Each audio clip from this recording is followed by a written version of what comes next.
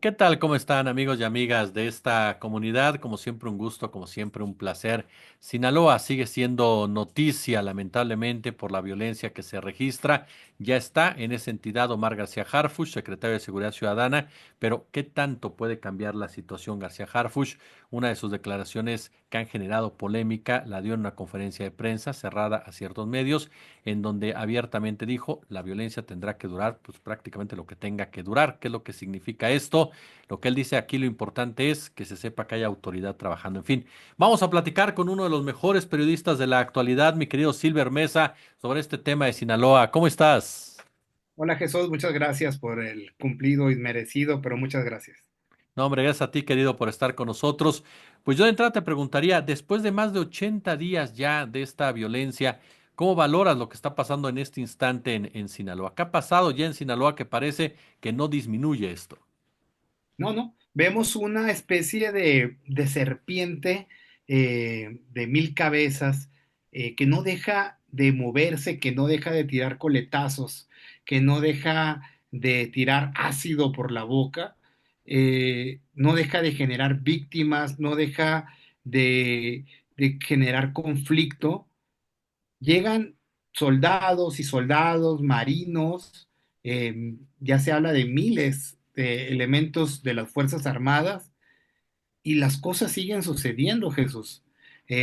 Hace 2 días llegó Omar García Harfuch a tratar, a revisar nuevamente la estrategia de seguridad después de los hechos sucedidos con esta camioneta que explotó ahí en un lugar llamado Limita de Itaje, Ujú. eh, y empezaron a ponerse muy nerviosos, tan nerviosos que se veía al secretario de Seguridad de Sinaloa dando una versión diferente a la que dio Omar García Harfuch en la conferencia desde la mañanera del pueblo con la presidenta Claudia, y se ve una especie de acción descoordinada y hasta errática, porque pues ya vamos para 3 meses.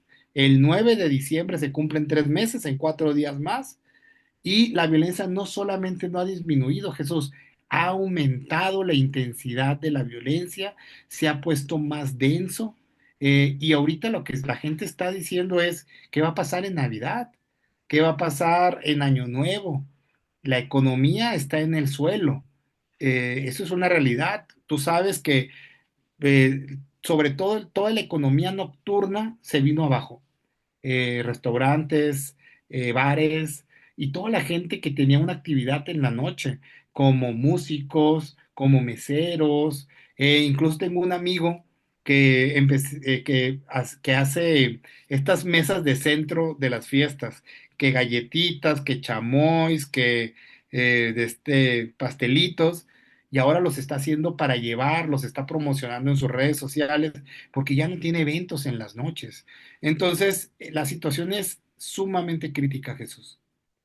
Oye, este punto que señalas, querido Silver, o sea, la violencia que te arrebata completamente la tranquilidad y en donde esa vieja frase de que es entre ellos ya simplemente ya no aplica, porque de una u otra manera ese tipo de actividades impiden que los demás hagan su vida normal. La gente trata de ya no salir a partir de las 7 de la tarde.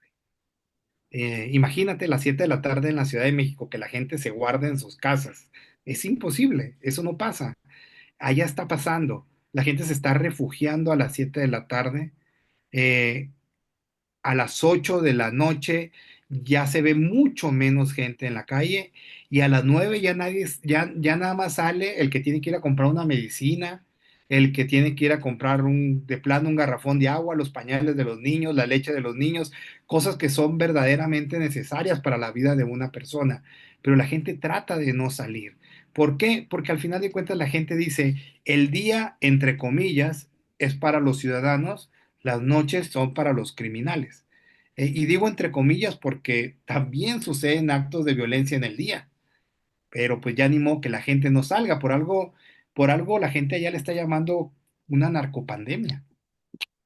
Son Narcopandemia. efectos, son efectos muy similares, Jesús, a los de la pandemia del COVID-19.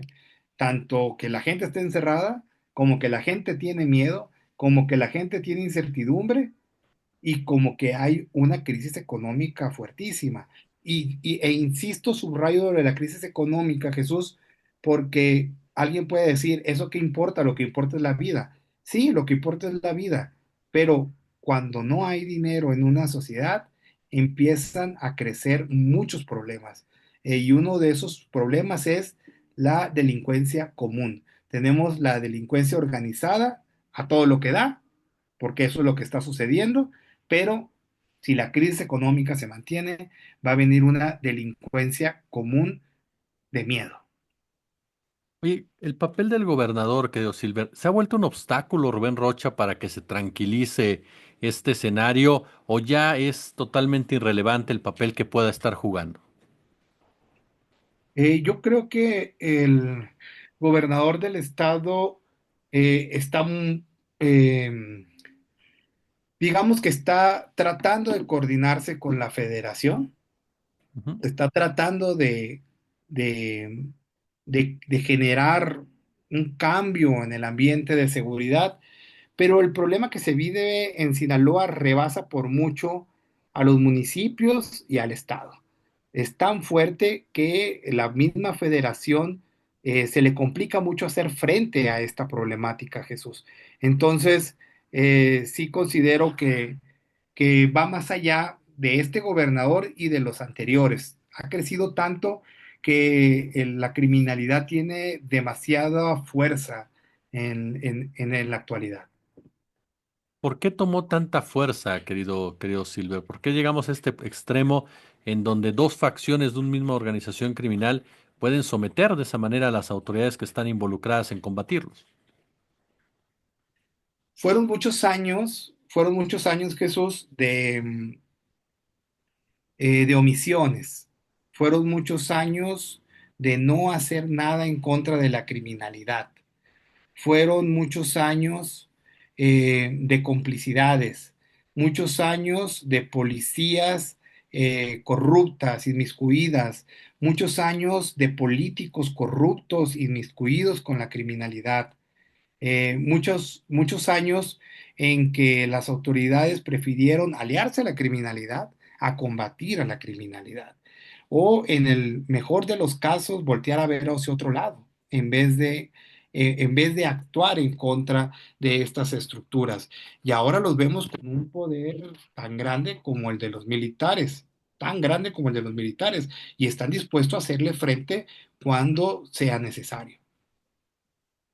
¿Hacia dónde crees tú que va esto? O sea, hay gente que dice, muchas veces cuando más difícil se pone es cuando ya está empezando queriendo menguar. Y luego te enteras, por ejemplo, hasta de la participación ya de otros actores en todo esto, que si influencers, que si lavadores de dinero, ya no solamente se limita a un asunto como tal del territorio, sino que va avanzando a todas las estructuras que están de una u otra forma relacionadas con estas dos facciones, oye. Sí, bueno, el problema del crimen organizado en Sinaloa es que se ha ido inmiscuyendo en todas las estructuras de la sociedad, Jesús, y en todas las actividades económicas. Yo digo que levantas una piedra y abajo hay crimen organizado. Jalas un hilo y ese hilo termina en el crimen organizado. Y no importa cuál sea la actividad económica de la que estemos hablando, terminamos, bueno, muchos casos terminan en crimen organizado. Ahora, no todos, y hay que decirlo por la gente que se pueda molestar o ofender, claro que no. Simple, no todos, y a lo mejor no la mayoría directamente, pero nunca falta que tienen el vecino, el conocido, el amigo que está vinculado en la estructura de la criminalidad y eso termina exponiéndose así en el día a día de una sociedad. También yo decía hace poco, Jesús, no sé si viste que estaban decomisando máquinas tragamonedas, de esas como les hemos llamado mini casinos, donde que están afuera de una tiendita y llega la gente, echa una moneda y se divierte un poco jugando de una forma azarosa. Bueno, yo cuando fui reportero local, hice una nota donde hablábamos hace más de 10 años de los mini casinos, de cómo estaban proliferando, que no tenían permiso. El ayuntamiento no tomó cartas en el asunto, el gobierno del estado no tomó cartas en el asunto y el gobierno federal no tomó cartas en el asunto. Hoy en día, esos mini casinos se han convertido en una de las principales formas de financiamiento de las estructuras criminales de Sinaloa, de todas las facciones. Cada una tiene sus puntos allá se les están llamando, en Culiacán les llaman jugadas, en Mazatlán les llaman habichuelas, en cada lugar les llaman diferentes, pero se han convertido en un modelo de financiamiento económico. Se llegan a ganar hasta 8,000, 10,000 pesos por día con este tipo de máquinas que son ilegales y que lo único que tienen que hacer es llegar, ponerla en una tienda y conectarla a la electricidad. Además, se dice que estos puntos no solamente se utilizan para este tipo de jugadas ilegales, sino que además se vuelven puntos de ventas de droga, de tabaco ilegal, entre otras cosas, y pues sirven para el financiamiento de las estructuras ilegales del crimen organizado, y es algo que pudieron haber evitado desde hace muchos años. Se los dijimos, lo publicamos, no hicieron caso y ahora acabamos de ver a la Marina que acaba de decomisar más de 150 máquinas en Mazatlán hace 2 días. Lo hicieron cuando el problema ya lo tienen en los hombros, en el cuello. No lo quisieron hacer antes. El tema que ahorita que mencionas, el cruce de información que se generó, por ejemplo, incluso con lo que tuvo que ver con este automóvil que se explotó, que si era una bomba, que si fue un dron. eh, ¿Qué se sabe al respecto realmente? ¿Se sabe algo más? ¿Es una escalada de violencia? ¿Ya se había presentado antes? ¿Cómo entendemos este tipo de actos en los cuales pues no hubo víctimas, no fue como que un ataque en contra de, sino más bien parecería un momento mediático incluso para llamar más la atención a estos hechos? Pues está tan complejo ese caso que las autoridades estatal y federal tenían dos versiones diferentes, ¿no? Eh, y está tan complejo el caso que García Harfuch voló a Culiacán para ver el tema de esta explosión en la limita de Itaje. Lo que sí es cierto es que hubo una explosión. Lo que sí es cierto es que despertó a medio Culiacán, despertó a medio Culiacán. Eh, lo que sí es cierto es que ahí había restos de un dron, por lo menos eso se ve en las fotos. Eh, y además, Jesús, eh, se corre el riesgo y se corre mucho el temor de que vayan a empezar otro tipo de ataques en el Estado.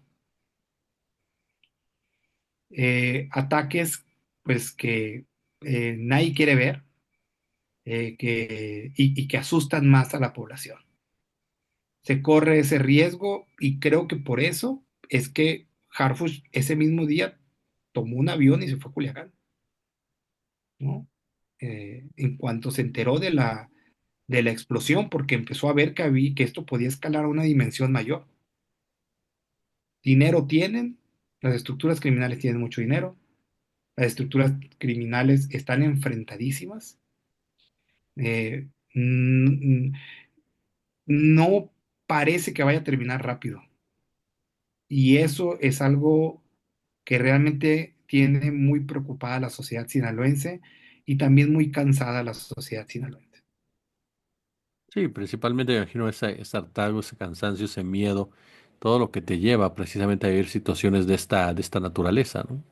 Sí, sí, así es. Hay un miedo colectivo fuerte y un cansancio, ¿no? Un cansancio porque, pues al final de cuentas, Jesús es el choque de dos estructuras que nadie quería que pasara. O sea, obviamente la gente no está de acuerdo en estos modelos de criminalidad. Eso es un hecho, o sea, la gente no está de acuerdo. Pero tampoco querías que chocaran porque ya sabíamos que se iba a desatar la hiperviolencia. El Mayo lo dijo en su carta, ya hemos pasado por esto y aquí nadie gana. Y bueno, eso es verdad. Es como una guerra, ¿no? En cualquier guerra, todos pierden. Los únicos que ganan son los políticos que deciden iniciar esas guerras. Ellos y sus obsesiones personales, ¿no? Pero en una guerra nadie gana, o sea, todos pierden. Eh, y en, y en el caso de Sinaloa, la sociedad está perdiendo, los jóvenes están perdiendo, los niños están perdiendo, muchos menores de edad, muchos jovencitos están perdiendo la vida, les está quedando rastros, huellas indelebles. Una jovencita acaba de sufrir quemaduras de tercer grado. Eh, entonces, una niña de 14 años. Entonces sí se está poniendo bastante complejo, Jesús. Finalmente, querido Silver, preguntarte, ¿este acercamiento o intento de acercamiento entre la UAS y el gobierno de Rocha puede ayudar a distender en algo? ¿Juega algún tipo de papel en todo este escenario? La UAS, perdón, La UAS y el acercamiento con Rocha. sí es un papel importante, Jesús. El, todo este problema, si recordamos otra vez la carta esta del Mayo Zambada, todo este problema inicia porque según en esta carta iban a tener una reunión Ismael Zambada, eh, Iván Archibaldo, Héctor Melesio Cuen y Rubén Rocha, carta que el gobernador ha desmentido. Pero según esta carta, se iban a reunir para llegar a un acuerdo en la Universidad Autónoma de Sinaloa. Entonces, el factor de la Universidad Autónoma de Sinaloa es un elemento fundamental en toda esta historia. Por supuesto, está muy rebasado el tema de la universidad. Ahorita ya, aunque se arregle el tema de la universidad, pues ya está, esto ya no lo, pues esto ya no tiene nada que ver con la universidad, ¿no? Pero sí es cierto que hay una confrontación política, y ahí me gustaría dejarlo en lo político. Hay una confrontación política entre el gobernador y las autoridades de la Universidad Autónoma de Sinaloa. Una confrontación que a partir de a unos días para acá parece que ya no existe o que ya se solucionó, porque va a regresar el rector Madueña a la titularidad, ¿no?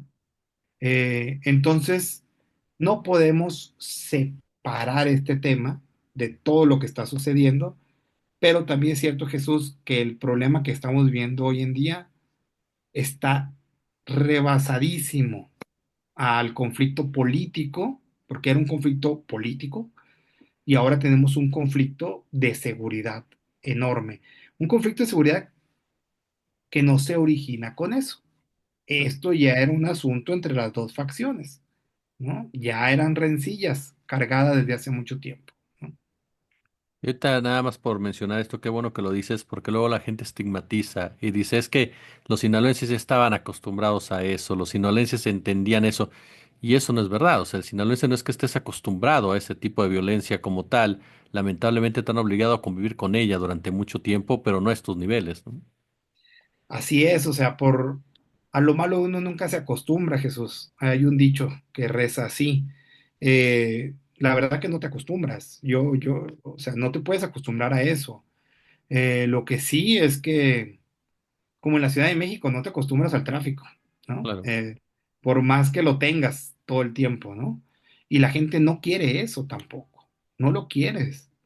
Eh, y, y, y eso es algo que va a merecer una reflexión de los sinaloenses, que yo espero que suceda y que suceda pronto, Desgraciadamente no sucedió después del primer Culiacanazo, eh, 2017, si no mal recuerdo, Mm.